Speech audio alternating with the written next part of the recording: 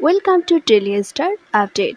দীর্ঘদিন পর আবার অভিনয়ে কামব্যাক করলেন সোলাঙ্কি রায়।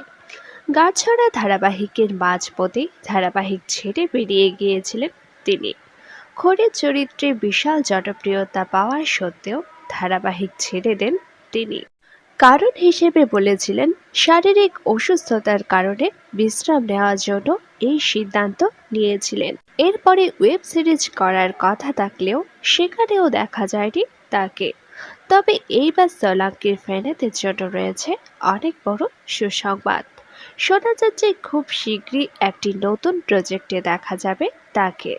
তবে এইবার ধারাবাহিক নয়, মন্টু পাইলটের নতুন ওয়েব সিরিজে অভিনয় করবেন তিনি। বলা যাচ্ছে তার আসন্ন প্রজেক্টটি হতে চলেছে নারী কেন্দ্রিক থ্রিলার। অনেকদিন পর আবার অভিনয় জগতে সোলাঙ্কির কামব্যাকে আপনারা কারা কারা খুশি হয়েছেন তা নিচে অবশ্যই কমেন্ট করে জানান।